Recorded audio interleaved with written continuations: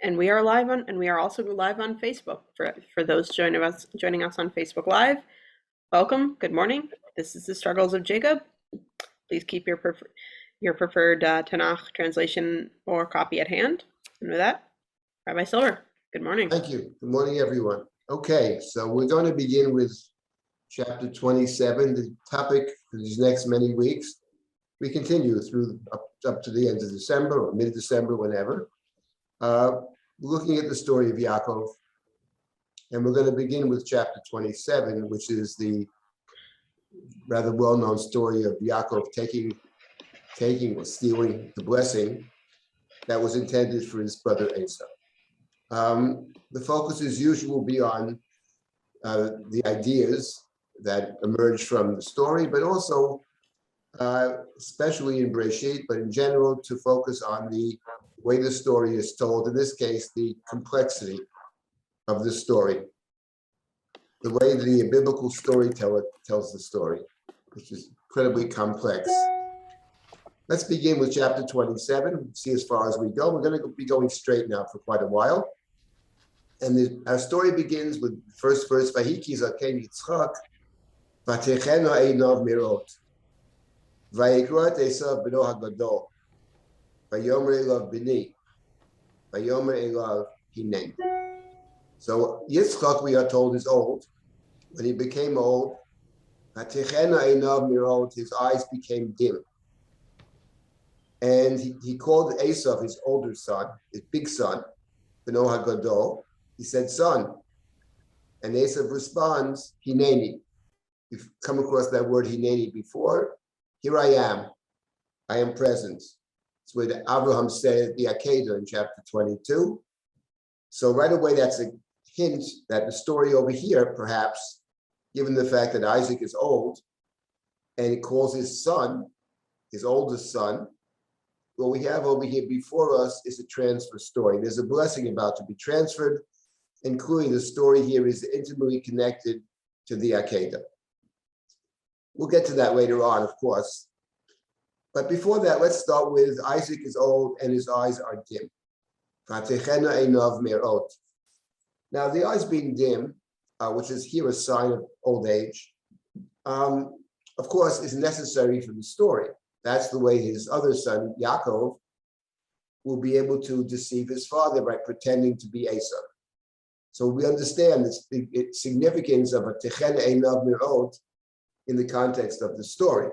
But techen einav mirot may carry with it, I believe does carry with it, an additional significance, namely that eyes being dim, not seeing properly, might suggest not just a physical inability to see or see poorly, but rather a lack of what we call perception, to a full understanding.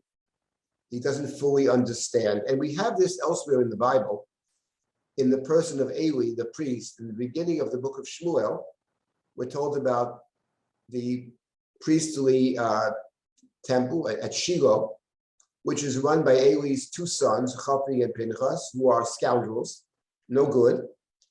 They're ripping God off, ripping off the people, all kinds of abuse. And they're in charge. They're Eli's sons. Eli is the older priest who appears in the first chapter, has a conversation with Hannah. And then Shmuel is sent to Shiloh by Hannah after the birth of Shmuel to serve God under the aegis of Eli. Shmuel serves God through Eli. And what's interesting is that Eli also does not see or sees very poorly. In the case of Eli, that's, for example, I'll simply read this to you in the beginning of the third chapter of Shmuel when God first speaks to Samuel. The chapter begins by saying that chapter 3, verse number 2, Vayomahu, and for the first verse is Dvar Hashem yakar bayamim lahem ein chazon nifratz. In those days, the word of God was literally dear, rare. Ein chazon nifratz. Chazon is a vision. Visions were not widespread.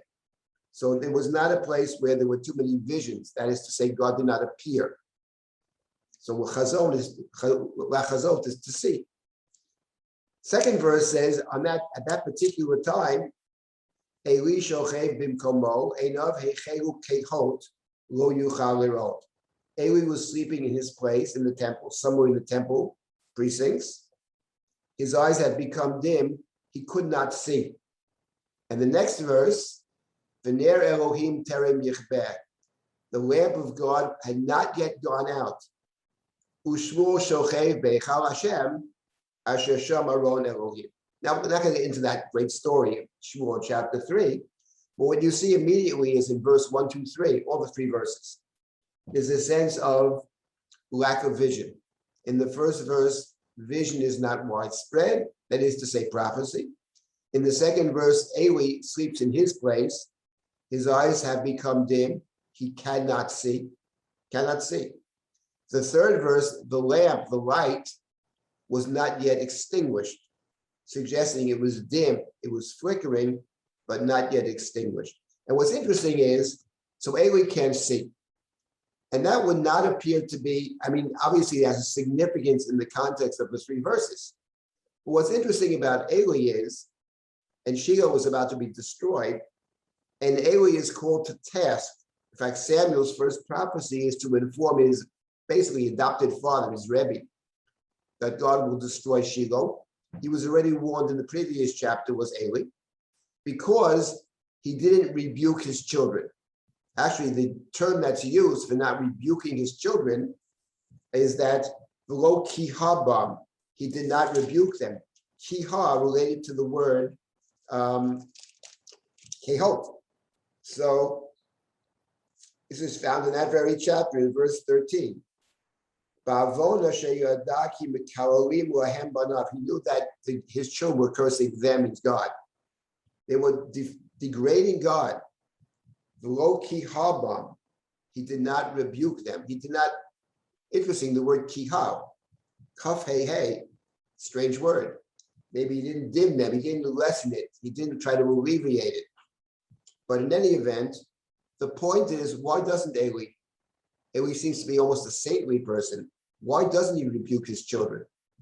So in the story, it would appear that possibly, among other reasons, he doesn't fully understand the depth of what they do.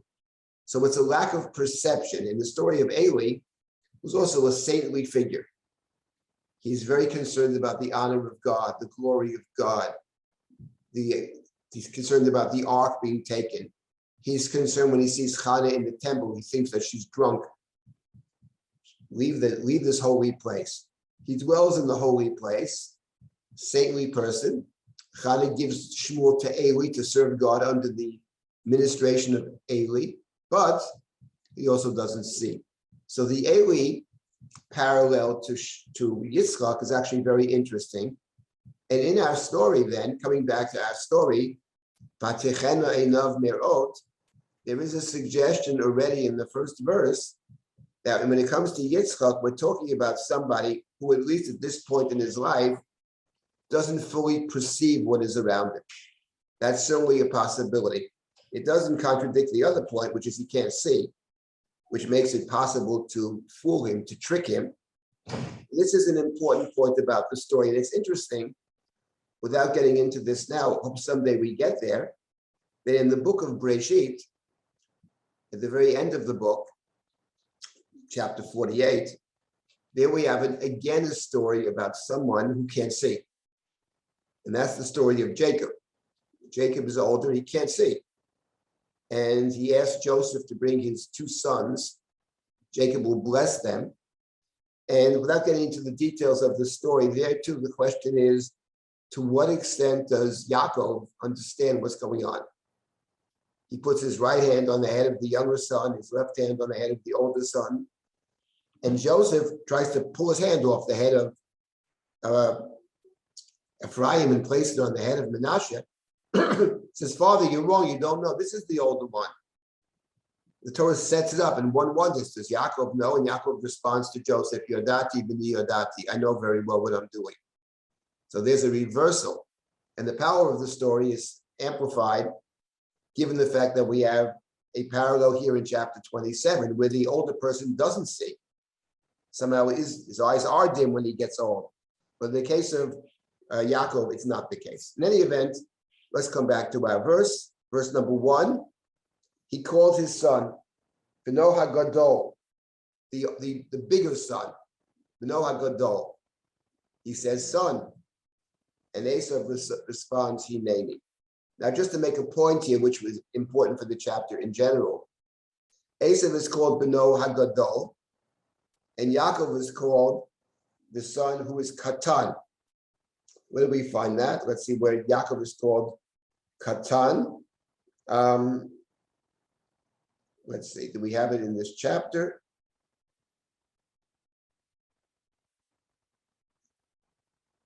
Yes, in verse number 15, chapter 27. We'll get to that later, but Vatikach Rivka et bidei Esav beno hagadol hachamudot asher ito babayit v'talbesh et Yaakov beno hakatan. She dresses the youngest son Jacob. So Jacob is the katan, and Esav is called beno hagadol. Now, of course, we understand. We all remember, of course, that Yaakov and Esav are twins. They are, in fact, what, 3 minutes apart, 1 minute apart, who knows? They're basically twins, they're the same age. So, but it is interesting for our purposes that Esav is Beno HaGadol and Yaakov is called the Katan. Let's bear that in mind. Now, is there a question? Sandra? Someone had a question here? Okay. Let's continue. So Esav says he named. Sorry, wait, just 1 second. Please wait. Sandra did have a question. Yes. Sandra, can you unmute so that Rabbi Silber can hear you? Yeah, I'm trying to do that. Did I? You should. I hear you now. Go ahead. Okay. Rabbi, isn't also another reference to when Jacob refers, he says katonta at the Yabok River, I think. I don't or Katonti mikol chasadim mikol emet. Yes, I am. So using the word katon, he's whether he's finally realized that he isn't such an overblown egotist and in charge of everything, and the fact that he finally sees himself as katan, would that be a reflection back to this? It could be connected. I have to think about that. He does use the word katonti. He talks about being unworthy. Unworthy of all the kindnesses you have done to me. Yes, that's what he's returning. I mean, we'll get there. But, for that purposes, now he is, I point out, he's called the Katan, even though the two of them are basically exactly the same age. Yes. Okay, fine. But Yomer, now Yitzchak is speaking. Now we have to remember that back in chapter 25, we were told explicitly that Isaac favors Esau. That's in chapter 25. He loves Esav, as we're told. Ve'yahavi Yitzchak es Esav kitzayed b'fiv.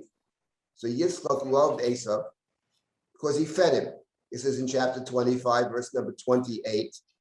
Ve'yahavi Yitzchak et Esav kitzayed b'fiv. So the Torah gives a reason why it is that Yitzchak loves Esav.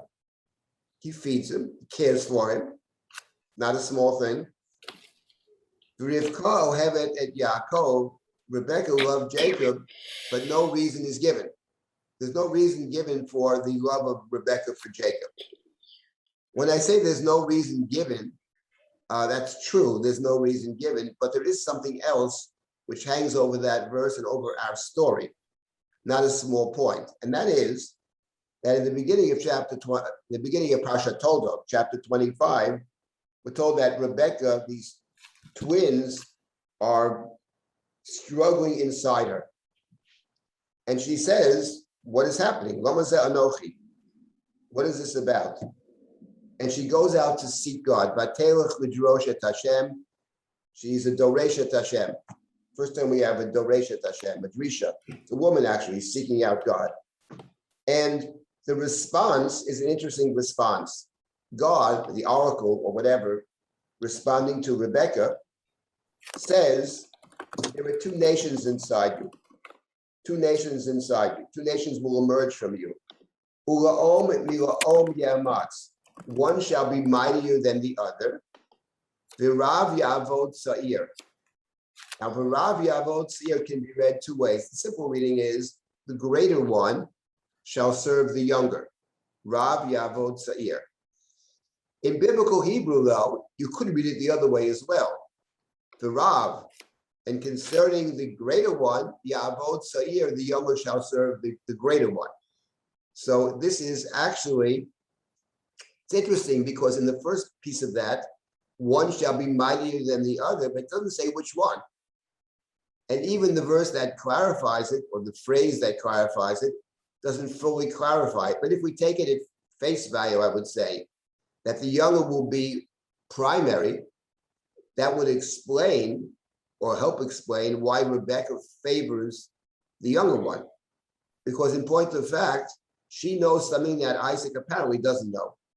There's no evidence he knows this. She has information that she has and apparently didn't share with him, that the Sa'ir may be primary. So that could possibly be a reason. And we have to bear that in mind for our story. When I said this is it's a wonderful place to start the study of Torah for a more sophisticated audience, not for little children maybe. But when we get beyond that, because you see the nuances and the complexity, it's never black and white. There are all kinds of things they're all features of the story. And it's all very complicated and very nuanced. Rebecca has been told essentially that the younger one shall have supremacy. That's what it sounds like, even though there's some ambiguity. So she's going to proceed presumably along that understanding, and that understanding comes from God. So that would, to some extent, explain what's going on in the story, as we'll see. In any event, it's not clear that Yitzchak knows any of this, and he favors Esav for good reasons. Esav cares for him. Esav feeds him. We need not read anything negative into that. Esav is simply a very faithful son, cares for his father, brings him food. So Isaac calls in his Esav, he says, Bini, my son, calls him Bini. Another term we have at the Akedah. And we have Hineni, which is the perfect answer. Hineni means whatever you say. Before you tell me anything, I accept it. And now we have Yitzchak talking. Vayomer Hinena zakanti. I have become old. Lo yodati yom moti. I don't know when I'm going to die. He feels with perhaps the loss of vision, certain failings as we get older. So he doesn't wait till 1 minute before he dies. I don't know when I'm going to die, he says, in the second verse of 27. So he says, look, I want to do something before I die. And he wants to bless Esav, as he will explain. But the point is that this is, from Yitzchak's perspective, a statement made before death. So it has a certain finality to it. And now he instructs Esav what Esav must do to get the blessing. V'atos sona keilecha, tel yecha v'kashtecha, v'tzei asadeh v'tzuda litzayit, v'aseli matamim kasher ahavti, v'yavio li v'yochela, ba'avur tivorechecha nafshi b'terem amut. So in order to get the blessing, he instructs Esav, sona keilecha, to take your keilecha, your gear, take your gear. Here they translate tel yecha v'kashtecha as quiver and bow, which is certainly possible. The Rashbam thought that tel yecha means not quiver and bow, but rather sword. And it will be an unusual term for sword, tel yecha, that which hangs. L'tot is to hang down. The sword is on the side, it hangs down the side of your body. Tel yecha v'kashtecha. Esav is a hunter. We remember from chapter 25. He's a Yodei Tzayid. He knows how to hunt. Ish Sadeh, a man of the field. That's how he's described in chapter 25. So here, Yitzchak says to him, take your gear, your weapons, as it were, whether it's bow and arrow, whether it's sword and bow, go out to the field, Suda Litzayid, hunt me some game, and then prepare for me food that I love, kasher ahavti. He presumes that Esav knows what he loves because Esav has been feeding him all the time. Esav knows what his father likes. And I shall eat it in order that I bless you prior to my death. So what's interesting, that the bringing of the food somehow is perhaps even required, but certainly a central piece of conveying the blessing to his son. Now, what is that actually about? So we touched upon that I believe, I remember anymore, but I believe in the last sessions we touched upon it. So Gail, Yeah. in the chat, Rabbi Silber, yes, there's a couple of questions on this. Do you mind letting people go ahead, talk? speak up. All right. Yes. I guess Suri. So, Rabbi, I was going to ask, I think exactly what you're getting to right this minute, which is it never occurred to me to question, why does Yaakov put this precondition? If he wanted to bless his children, why didn't he just call them in and say, children, come on over, I want to talk to you? Why does he go through this ritual, which is what triggers Yaakov's whole ability to fool him? But I saw that you were just about to address that. So Yes, I am, right. Yes. And Laszlo, could you unmute?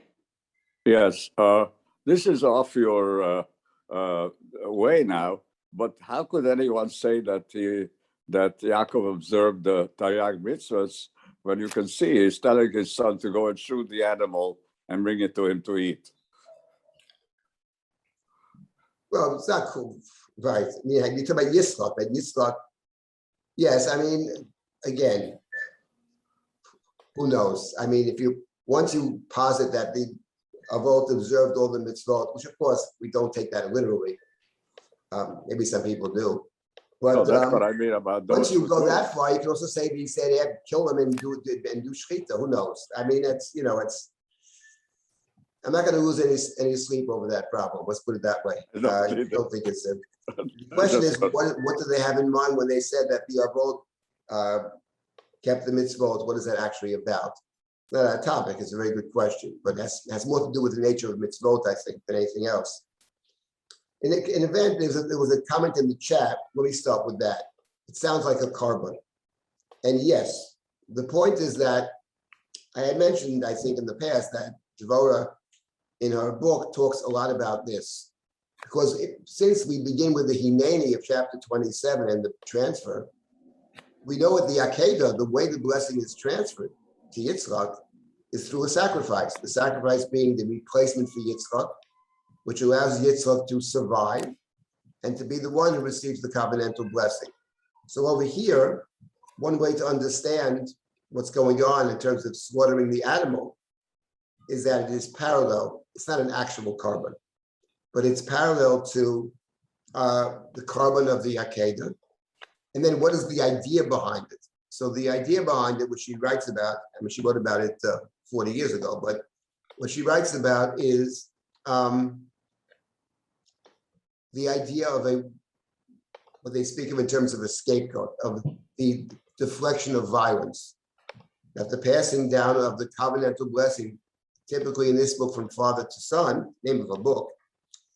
Remember that when the son receives the blessing from his father, in this case, it is not just continuing the father's line, it's also replacing the father.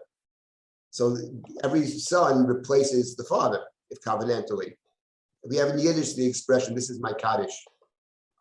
So clearly there will be tension, and put it mildly, between the one who is being replaced and the one who's doing the replacing.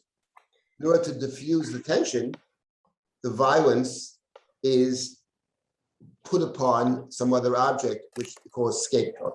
That is the work of Renee Girard, and that's her book plays with that in all kinds of interesting ways. So that's one way to understand it. Another way to understand it is that it doesn't contradict the first way, which I think is very interesting, and it plays out further in Breshit as well. But the point over here is that Yitzchak wants to focus the blessing on a particular thing. You see this later on. He sends Esav out to the field to hunt. Now, Esav is a hunter. Yitzchak is not a hunter. But what they have in common, and this is a very important point that emerges from chapter 25, there is nobody who was more connected to the land than Yitzchak. When I say the land, I mean the actual land, because Yitzchak in chapter 25, his wealth is a product of sowing the field. Yitzchak is living in the land of Avimelech, the land of the Philistines. There's a famine, and he plants the field by Yisrael Yitzchak at that time in that year, and he reaps 100-fold. Meyasharim. By Yevorcheu Hashem, his blessing is from the actual earth, from the land. And the other thing that Yitzchak does in chapter 25 is he digs wells. We don't find anybody else digging wells. I mean, there's a reference to wells in Abraham, that's a reference, but with Yitzchak, it's central. So the wells and the land, that for Yitzchak is the source of blessing.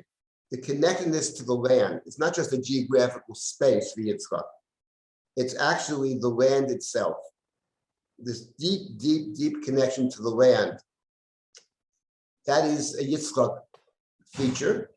And we're told about Esav, that Esav Yodea Tzayid, Ish Sadeh.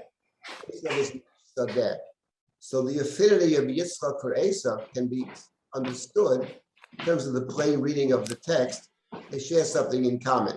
As far as Yitzchak is concerned, both in two very different ways, because Esav is a hunter. There's also the violence there, which Yitzchak does not share. But the connectedness to the land, that's what Yitzchak is about. And that's what Yitzchak understands the blessing that he's going to convey, which is himself. He's conveying something about himself to his descendants. For Yitzchak, it's all about the Sadeh. Yaakov is not an Ish Sadeh. Yaakov is Yoshev Ohalim in chapter 25. A dweller in tents probably means a shepherd. Okay. But the Torah didn't say shepherd, it said dweller in tents. Let's not forget that. And Esav, by contradistinction, is the Ish Sadeh.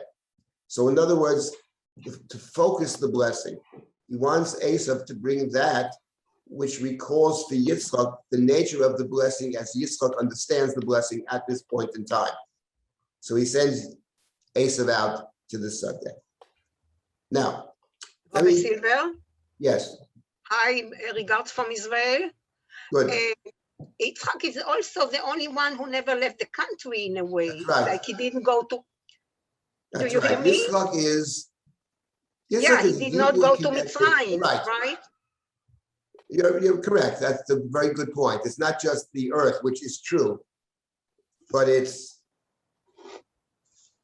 you know what it is? I'll tell you. Remember, there was a fellow in Israel, Menachem Fruman. If you know Menachem Fruman, oh, Shalom. Korah. Yeah. For Fruman and for some of those people, it's not just about the land of Israel geography. In fact, he was willing to make all kinds of deals, at least complicated politically. But the point is, for him, it was actually about the land. I mean, not just the geographical place. It's hard for the Americans to understand this. It's so deep. Maybe the Native Americans had some of that. In terms of the earth, in terms of the land, it's so deep. And that's what Yitzchak is actually about, this deep, deep connection. It is very interesting. I had the conversation recently, and when you, and Devorah is actually teaching Kedushin now in Boston. And we were discussing the fact that the beginning of the Masechta chapter in Kedushin, which talks about how does a man purchase a woman as a wife? Isha nikneit. That's the language that was purchased. Whole first chapter is about purchase. And the end of the first chapter is about the land. It's about the mitzvot of the land. And the first sugya in Kedushin is all about the land. And there seems to be a link, actually, between purchase of land on one hand and purchase of wife on the other. And I was thinking about this in terms of Yitzchak, because what Yitzchak has, unlike anybody else in Breshit, the sense you have with Yitzchak is he is deeply connected to his wife. He prays for his wife. Yitzchak and Rivka have it, yes, she hides things from him, of course, but the point is there's a deep link over there. You don't have that with Abraham and Sarah. You don't have that with Yaakov and his wives, not at all.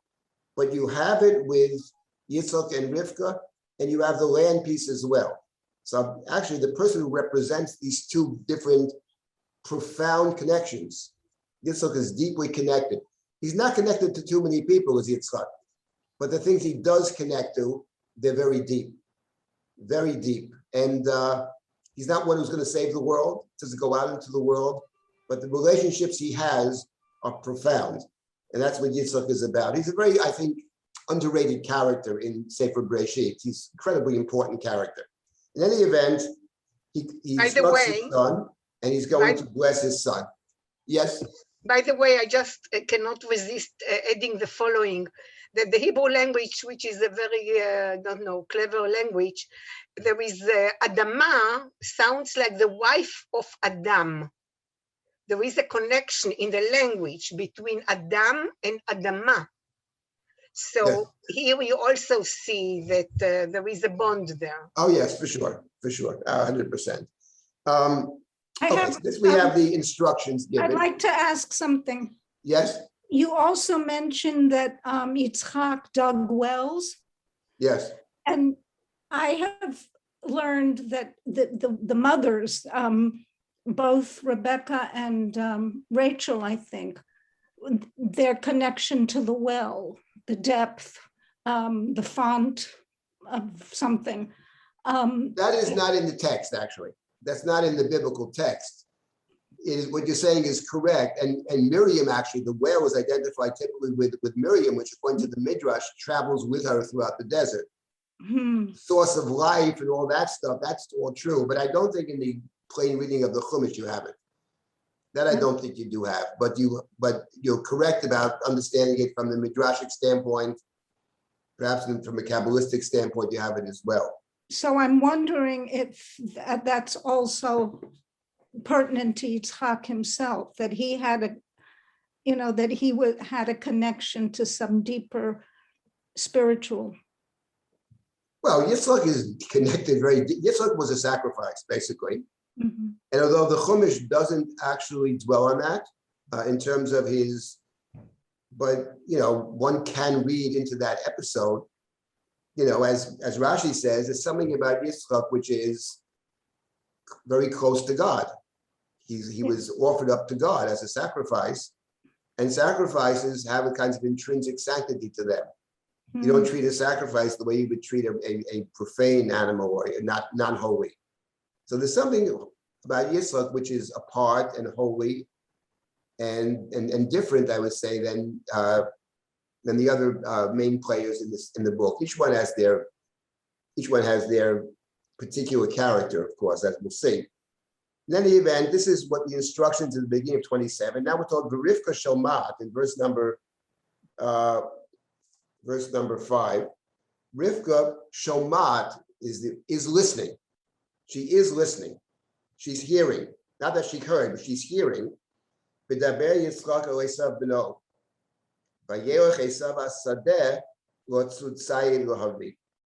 So she's hearing. Esav has left. And now Rivka is going to intervene. We remember already from 25 that she loves Yaakov, and more than that, she had received this oracle. She received the prophecy, which on the plain reading is the younger shall be supreme. And Yaakov is called the younger. And now Rebecca speaks. Rivka amra el Yaakov b'no leimar. Hine shamati et avicha medaber Esav achicha leimar. I heard your father speaking to Esav, your brother, saying, Havia litzayid aseli matamim v'yochela v'avarechecha l'fnei Hashem l'fnei moti. So Rebecca informs Yaakov what she heard. She adds 2 words, though, to what Yitzchak in fact said. Yitzchak did not say, I will bless you Lifnei Hashem, literally before God, here the translation with God's approval. He didn't say that. He simply said, Avarecha, I will bless you. Rebecca adds, Lifnei Hashem. I presume because she understands that when Isaac blesses, it's not just Isaac blessing. She understands the blessing of Yitzchak to be a blessing that is Lifnei Hashem. And we have to remember, of course, and this is critical to understanding this chapter, that chapter 27 is a transfer story. It plays off the Akedah. We already saw the Hineni, and we'll see more very soon. So she says, this is a blessing before God. Her understanding of the blessing is that this is God's blessing. One of the big questions in the chapter, and we'll deal with this, of course, is what exactly is the blessing that Yitzchak possesses? And secondly, what does Yitzchak think is the blessing that he possesses? We'll have to deal with that question head on, either today or next Sunday. We'll see how far we get. And now we have Rebecca instructing Yaakov. V'ata b'ni shema b'koli l'asher ani mitzava otach. And now, my son, she says, shema b'koli. Listen, here they translate, listen carefully. I don't like that translation. Shema b'koli probably means obey me. Hear my voice often means obey me. Obey, do what I mitzava otach. And here we have the very important word. Here they translate, I instruct you. I don't like that either. Mitzvah is the word mitzvah, what I command you. Now, the word mitzvah, the first time we have the word mitzvah, we have it in the story of the Garden of Eden. God commands, in the second creation narrative, God commands Adam, you may eat all the fruit of all the trees, but there's one thing you can't eat, the fruit of the tree of the knowledge of good and evil, that you may not eat. God commanded the earthling, Adam, you may not eat. So mitzvah is a big word, and we understand it in terms of her message that she received in chapter 25 when she goes out to seek God, and she puts it in terms of a mitzvah. Obey what I command you to do. We have to remember this at all points, because even though what she commands him to do will be to act in deception, which is highly problematic, but it's not a black and white situation, because from her perspective, this is what she's been commanded. She's concerned. Esav has already left. If he gets this blessing, this will contravene God's desire, as represented in chapter 25, that the Tzair shall be supreme. So from her perspective, this goal must be realized. Now, the way you go about doing it, she has a particular way to do it, which of course is problematic. Let's read a few more verses and I'll stop for comments and questions.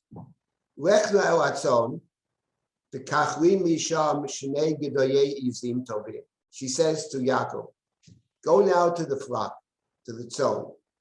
Bring me from there 2 choice kids, izim.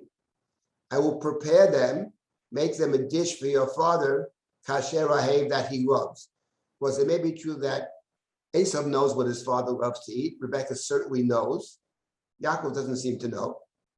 But she commands him, go to the tzon and take 2 kids. Shnei gedoyei izim tovim. And here we come to the point that I believe I mentioned last semester. I'll repeat it now. And that is, I mentioned that Devorah had written about this 40 years ago, and she pointed out some very interesting things about the chapter. And here's one of them. That the command, the verbs that Rebecca uses when she speaks to Jacob are 2, lech and kach.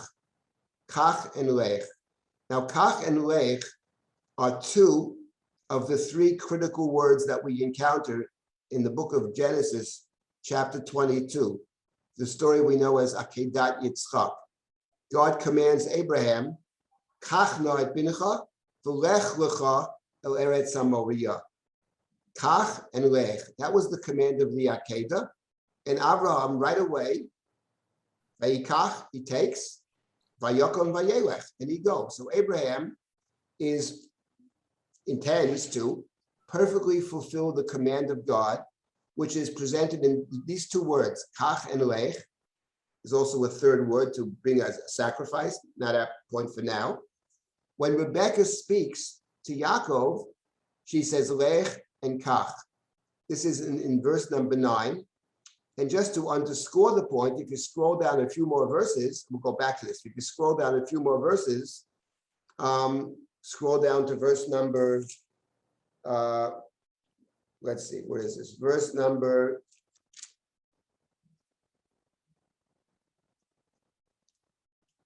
13. Verse number 13. There it is. But Toma, because Jacob, we'll get back to this, Jacob protests. Listen, he says, mother, maybe Isaac will, the father will discover I'm not Esau, it'll curse me. He won't bless me. She says, it's on me. It's on me. Shema b'koli v'lech kachli. So the speech of Rebecca began with Shema b'koli, kach and lech, and it ends with Shema b'koli v'lech kachli. The significance is, of course, that the envelope structure begins and ends with the words kach and lech. When you go back to what Yitzchak says to Esau, he could easily have said kach v'lech. Take your bow and arrow and go out to the field. He says neither kach nor lech. He says saw, he says tzei, he says havei, he says aseh, but he neither says kach nor lech. Now, before we get to the question of what is the difference between tzei and lech and kach, etc., leave that out for now. We'll try to address that in the future. But here's the point. Rebecca has the language of the transfer of chapter 22. Yitzchak does not have the language. So one way to understand it is that Rebecca understands the nature of the blessing and that Yitzchak does not. Does not. Because if he understood it, he'd have the right language. Sometimes people say, do you understand? I understand it, but I can't explain it. That usually means you don't understand it. Because if you understand it, you can usually do a decent job of explaining it. So I can't have the words to explain it, probably means that's fuzzy. I don't really fully comprehend it. Rebecca perfectly understands. She understands the nature of the blessing. She knows it's got to go to Yaakov, which is true. But she does not have the ability to bless. She can't transfer the blessing. The blessing is Isaac's blessing to transfer. Only Isaac can transfer it, but he's going to transfer it to the wrong son.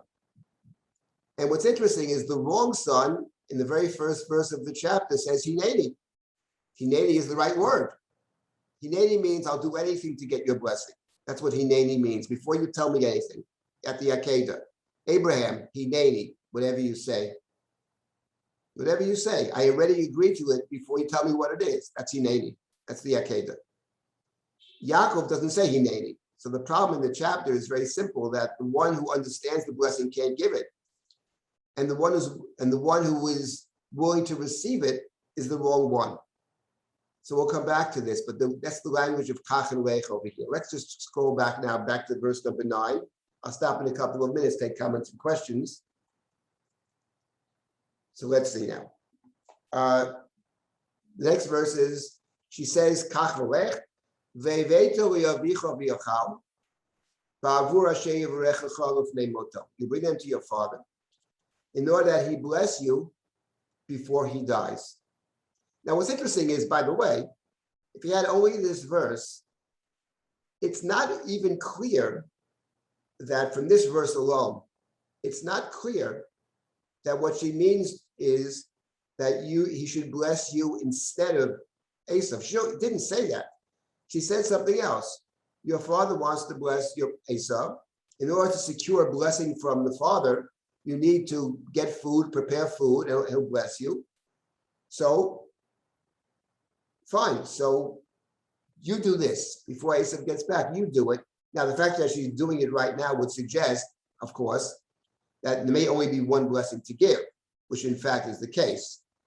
But she didn't explicitly say it.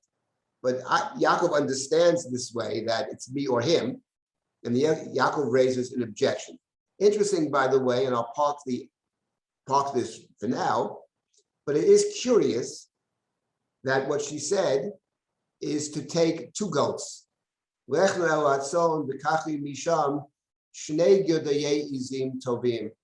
do you need 2 goats?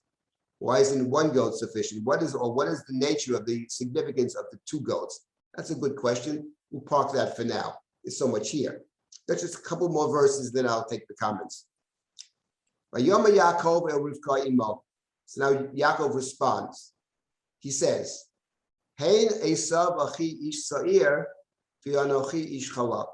Esav is a hairy man, as it said upon the birth, he's covered with hair. I am smooth-skinned. Anochi ish chalak. Ulayi musheni avi. If my father touches me, vayiti b'einav ki metateya. I will be in his eyes a metateya. Here they translate it trickster.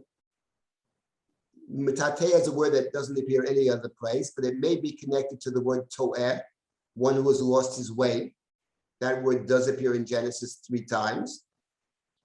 One who has gone off the path, one who is left the fold or whatever, obviously a negative word. And I'll bring upon myself not a blessing, but a curse. Which his mother says, it's on me, son. Now here the interesting question is, Jacob objects. Remember, Esav had said hineni. What Yaakov says is hain. Hain is the opposite of hain. Hain is look here, look here. Hain, look here. Means no, means it's a there's a problem. What is the problem? The problem that Yaakov mentions is not something like, do you think it's right, Mom, to trick an old blind man? That's not what he says. He says something different. He says, I'm not sure we're going to get away with it. And more than that, he says something else. It's not worth the risk. That's what he says. It's not worth the risk. And that is actually problematic. Because if you believe that the blessing is the covenantal blessing, which Rebecca clearly does believe, what do you mean it's not worth the risk? It's worth anything. The covenantal blessing is worth everything. In fact, the terms of the covenantal blessing, we remember what they were. Gerut, Avdut, and Inui. Being a stranger, being a slave, being abused. Most people don't want that. They're willing to forgo the covenantal blessing. But the Torah suggests that it's worth it. Not everybody realizes it and is willing to pay that awesome price. But it's worth it from the Torah's perspective. So when Yaakov says it's not worth it, that's what he's saying. He's not saying it's wrong.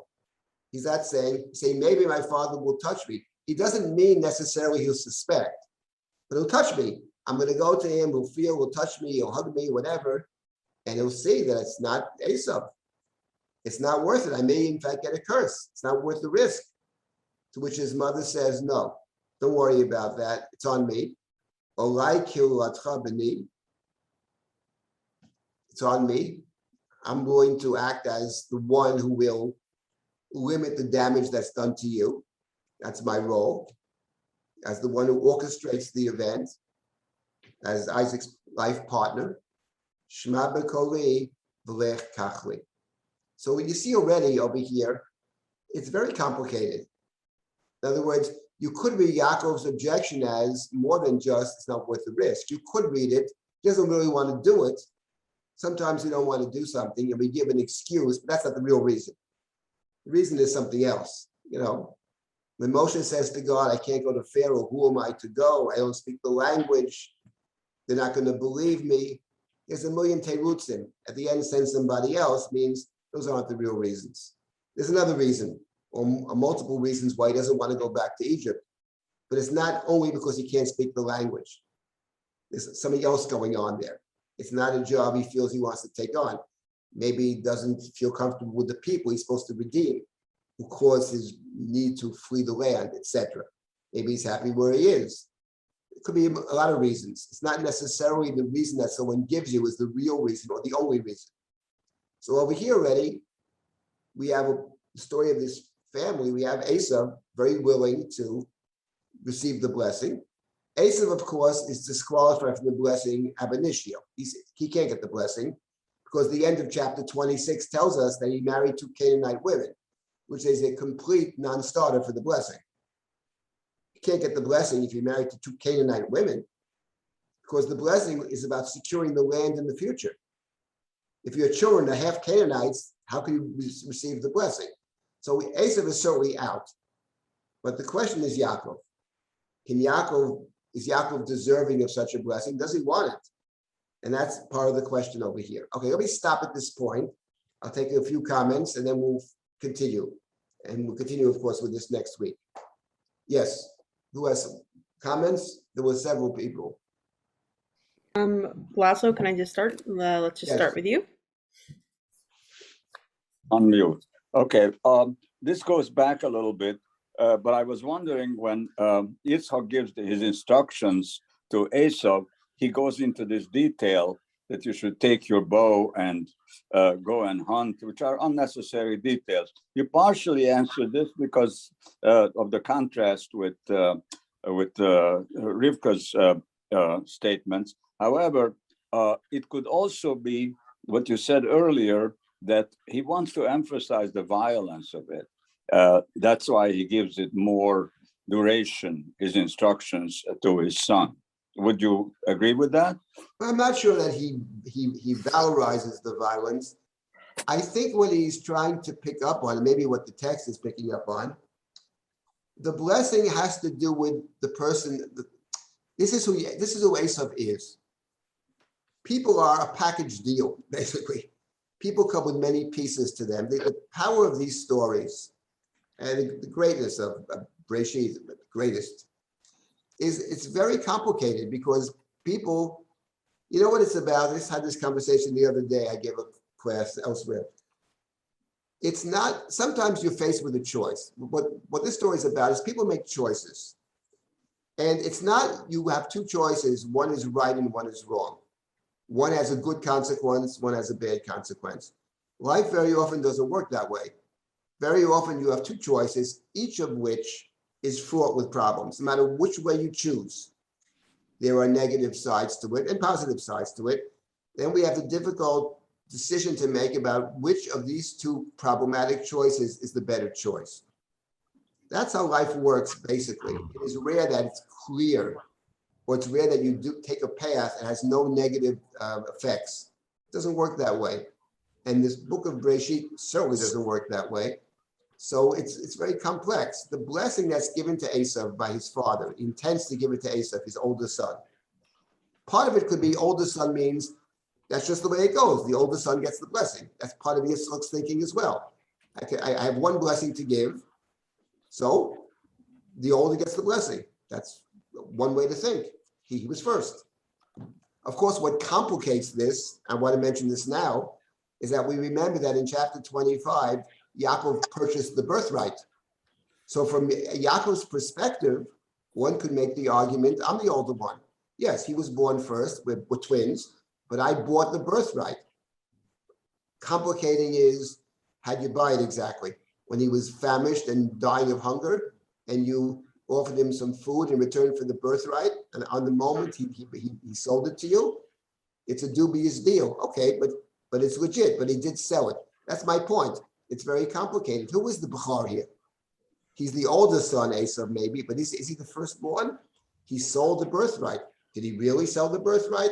These are the questions. So it's very complex. But my point about take your bow and arrow or sword or whatever is a way to say, I confer the blessing to this person with all the pieces this person has. Isaac is not a violent man at all, but he's going to bless this son. And what the Chumash is saying, it's a package deal. This is who Esau is. Now, what disqualifies Esau, of course, is the marriage to the Canaanite women. Because no matter what he is, marrying the Canaanite women disqualifies him from this particular blessing, the covenantal blessing. You can get other blessings. Esau has a very successful career, very powerful man, very wealthy man. But the covenantal blessing is out. So I would put it more in those terms. I don't think that Isaac necessarily valorizes the violence. Anybody else? Yeah. Yes. Yeah. Over? Yeah. I'm afraid I see this, much more simply, because if he asks for the gadol, it could be that he asks for the one who is physically bigger. And then he sends him out to hunt and then to prepare a meal. And he's really looking for time, because he knows as well as Rivka that this son has already married out, that he is not a candidate for the blessing. And um, and when, and I think Yaakov would not have gone in for the blessing if his mother didn't command him to do it. But we know that once he's there, Yitzchak is questioning. He has suspicion, and yet he goes through with blessing. Okay, you've raised several different questions, which we'll deal with all of them as we continue. I'm not convinced that from Yitzchak's perspective, he thinks that Esav is disqualified because he married the Canaanite women. I don't see any evidence of that. I don't think that's the case, but we'll see in terms of the continuation of the story if that is in fact the case or not. I see it differently. I think that Yitzchak doesn't actually fully understand the nature of the blessing until Rivka intervenes and essentially tells him, reminds him, one might say, about what the blessing is. In terms of Esav being bigger, stronger, or whatever, that could be. He is the first. Yitzchak does love him, but I don't believe that, and again, we can disagree about this, I don't believe that Yitzchak actually understands the blessing fully. If he understood it, he would say kach v'lech, as Rebecca does twice. So I don't think he understands it yet. I think, though, he's an excellent student, because when you correct Yitzchak, he always does the right thing. And Rivka has to intervene over here. But Rivka herself is problematic. And I would say something about Rivka, because the question someone asked, I think, in the chat, which is a very good question. Why doesn't Rivka just tell Yitzchak about what God told her? Why doesn't she inform him, actually? She doesn't inform him. Clearly, he doesn't know about it. And, it's a good question in which I don't have a full answer. And I can only answer the question by telling you a little joke. So it can be told about many different Jews that coming from different places. I heard about the Romanians because my wife is a Romanian, so I heard about them, but it could be about others. A fellow is home and he says to his wife, Yankel's coming over tonight to our new house. We just bought the house. And he's going to ask me how much I paid for it. I don't know what to tell him, If I say I paid a lot, he'll say, this is such a rich guy. He's going to say, ask me all kinds of favors, who knows? If I say a small amount of money, what kind of schlepper is this guy? He has no money. I don't know what to do. The wife says, why not tell him what you actually paid for? Gee, I never thought of that, he says. And the point is, remember how Rivka is described in chapter 25. Isaac was 40 years old when he married Rivka from the land of Aram, the sister of Laban the Aramean. He took her from Aram as a daughter. She's Laban's sister. It never crosses her mind to tell him, actually, that's the truth of it. That's how she functions. She manipulates. That's how she functions in the world.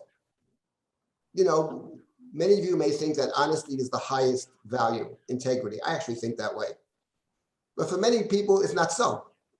For many people, what's more important is certain results, to arrive at certain results, regardless of how you get there. And there are large swaths of the Jewish community in which telling the truth, actually, is not primary. It's not a bad thing, but it's not really about that. It's about achieving the desired results, without getting into where these swaths are, but they're there. And the fact of the matter is, it probably never dawned on her. Why not just tell them what you paid for it? Hey, I never thought of that, And so it's not going to happen. She's thinking about the result, which is the right result, I would add, as problematic as it is. If for the Chumash, it's the right result. Esav's non-candidate. Yaakov is problematic. Yaakov has to learn to become worthy of the blessing that he takes. That's the story of Yaakov in this book. So she's not wrong about it, but she's going to go about it the way Laban's sister would go about it, which is deception. Deception, Esav's not here, he's in the field. Isaac can't see. I know him very, very well, Those are the dangerous people that know you very well, know how to trick you very well. And that's the story.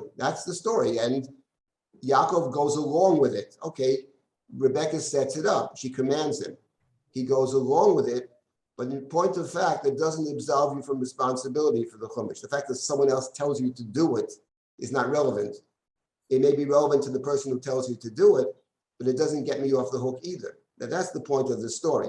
But it's very complicated, as we see, because there are many different pieces to it. So it's not black and white at all.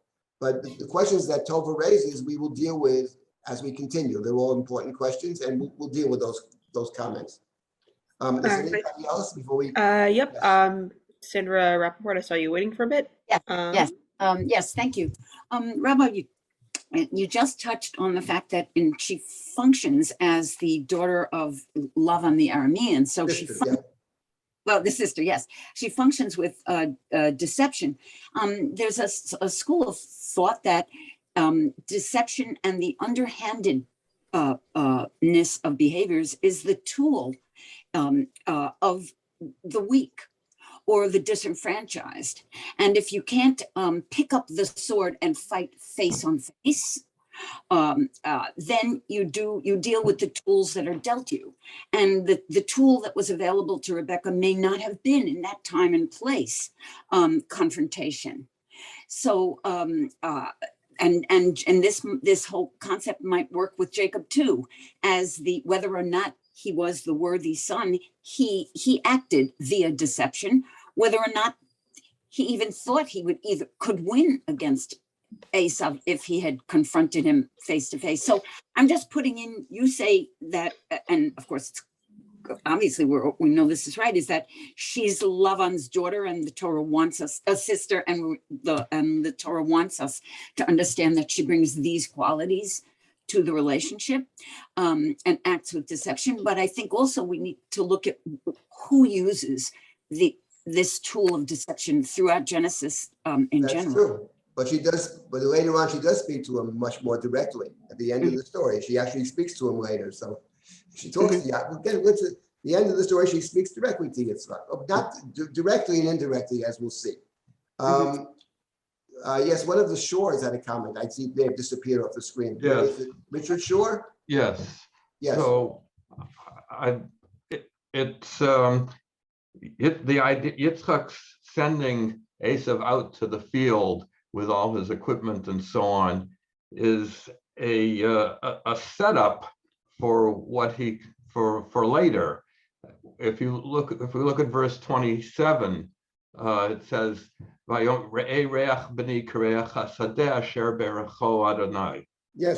So Yitzchak is fully aware of and intending to make the connection between Esav and the land. Yeah, for sure.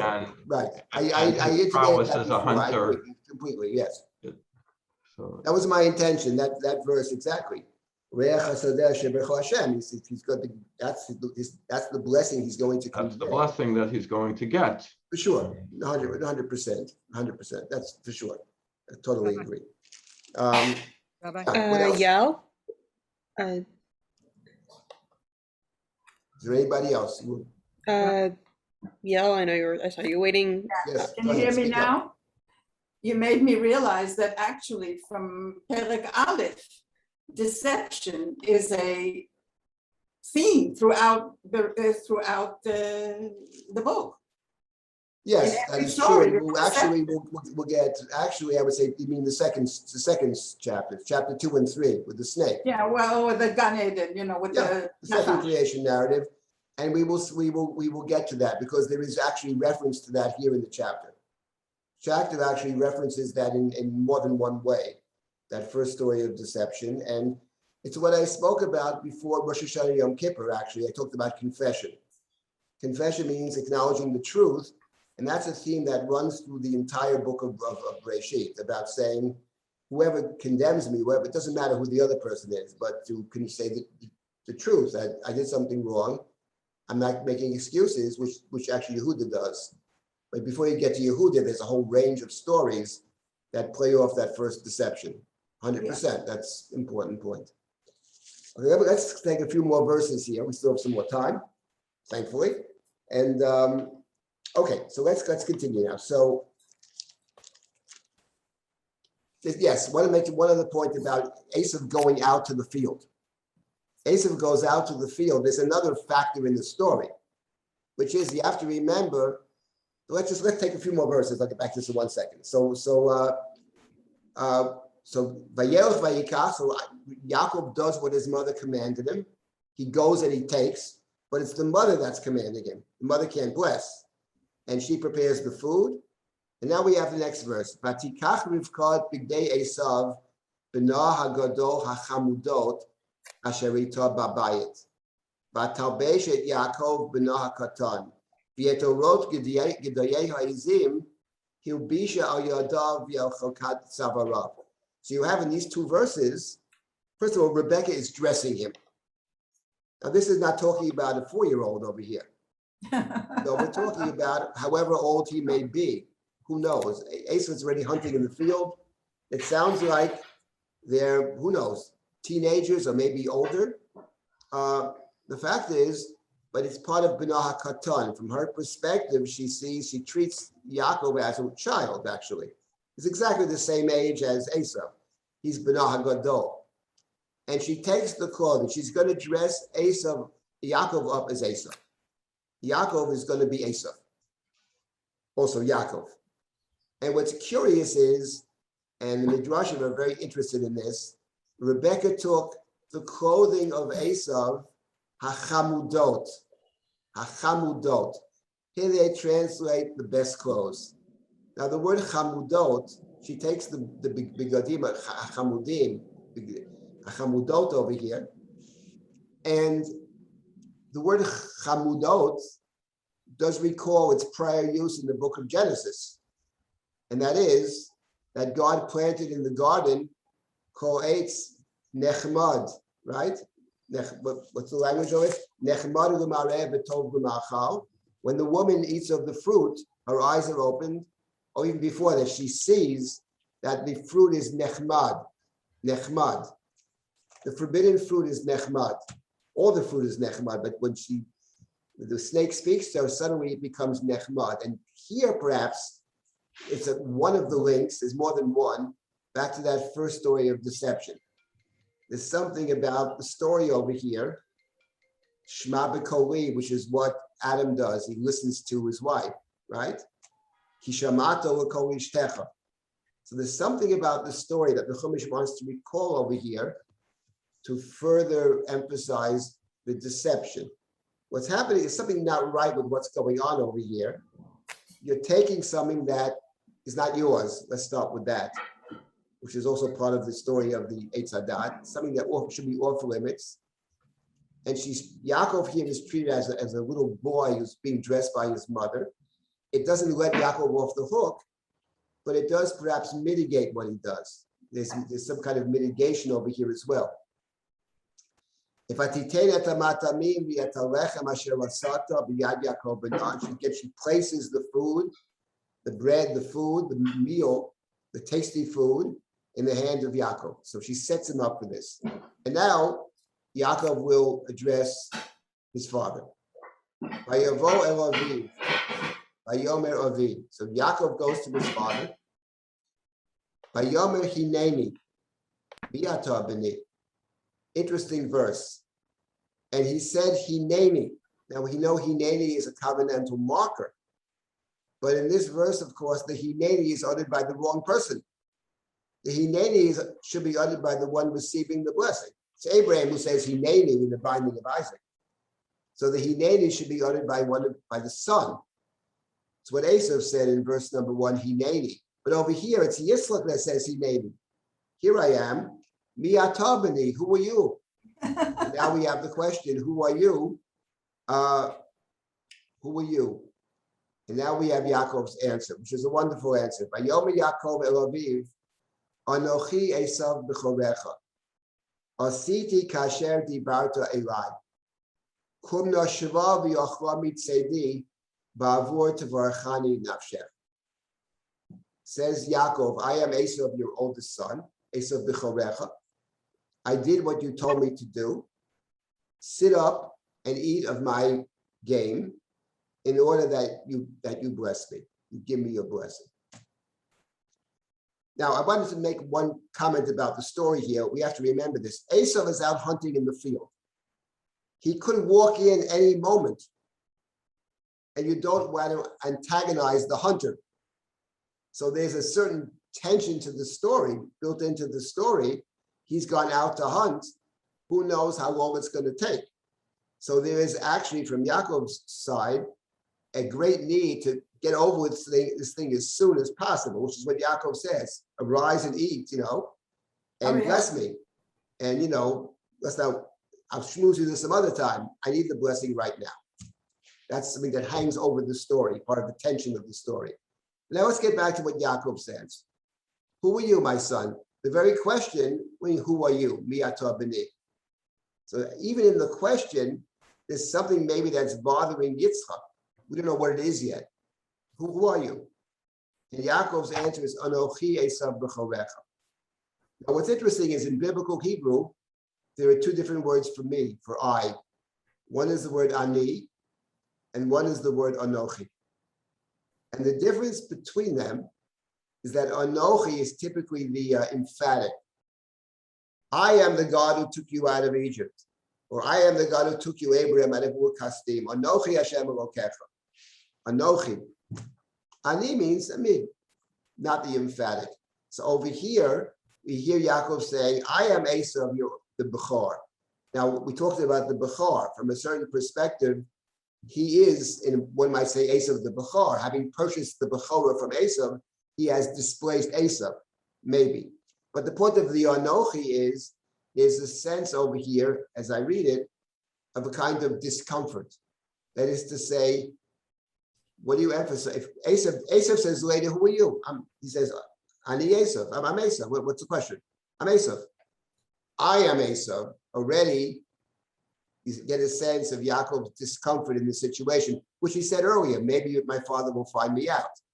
And then he says a wonderful thing, Asiti kasher dibarta elai. I did what you told me to do. Those of us who took tests in high school, probably all of us, I learned nothing in high school. Actually, nothing.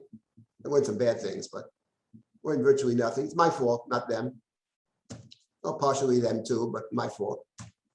But what you learn is how to fake on a test. Someone asks you a question on a test. You have no idea what the answer is.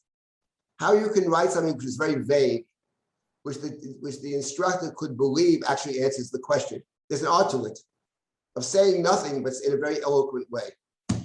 I did everything you told me to do. He doesn't actually know exactly what Asa was told to do. He knows maybe he gave him instructions about hunting. He's hearing it third hand, basically, right? Rebecca overhears Isaac, and now Rebecca instructs Yaakov. I did everything you told me to do. It's one of those vague statements, kasher dibarta elai, because he doesn't really know what it is. He's not a hunter. He doesn't know the situation. He's uncomfortable doing what he's doing for any number of reasons, maybe not primarily on moral grounds. Fine. So this is already a problem. And now you have the next verse.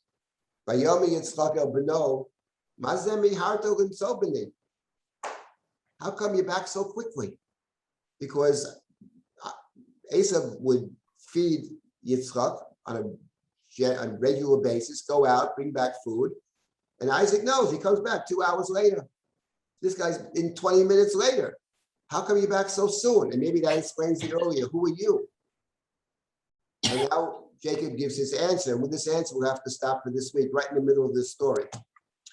And what a story it is. Vayomer ki hikra Hashem Elokecha lifnai. He says, I would translate, hikra means to chance, because your God chanced it before me.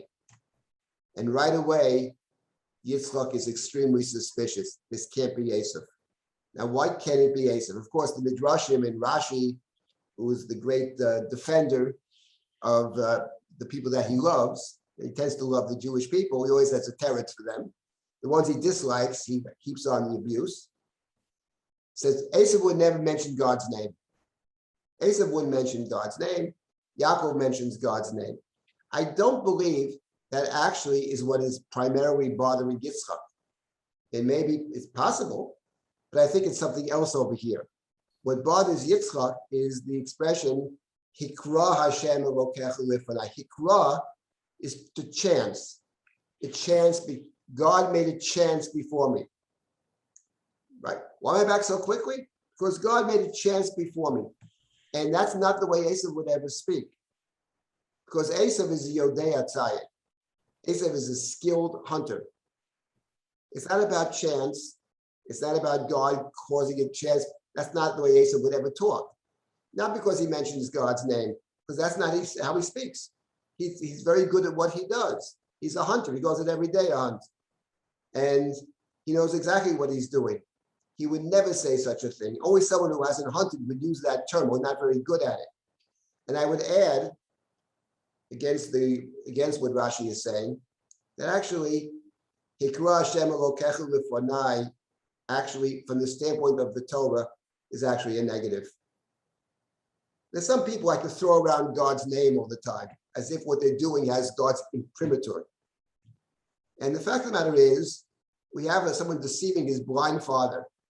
And the very mention of God's name over here, I think from the Torah's perspective, as I understand it, you could easily disagree with this, is not a positive thing.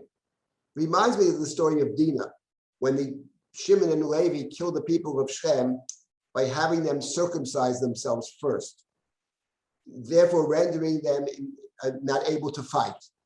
So they're attacking a defenseless people. And not just that, they're using something which is the Torah describes as covenantal to achieve their end, which is murder of the town.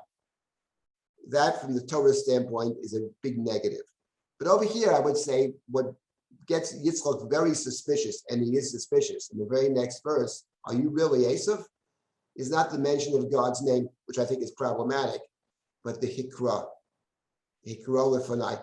We'll start next week with the expression Hikra Lefonai, which is an important expression in the Torah.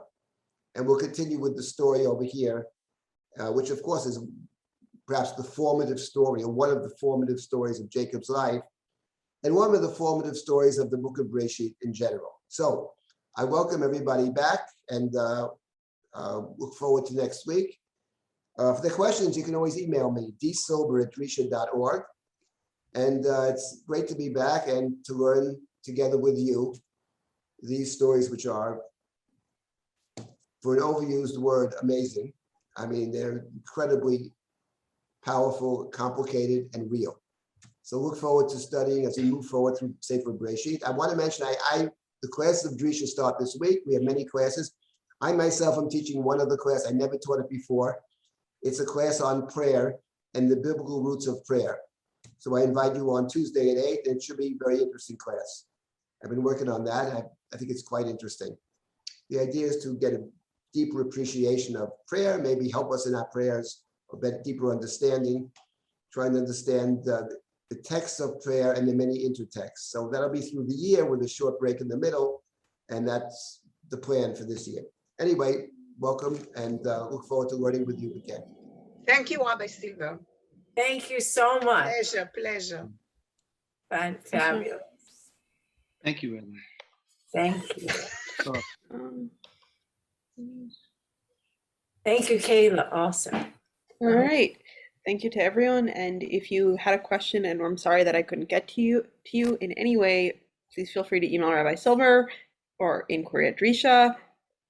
And we'll see you. For those interested in Rabbi Silber's coming class, we will hopefully see you on Tuesday, 8 p.m. Eastern. And if not, see you next week, 10 a.m. Eastern Time, GMT +5.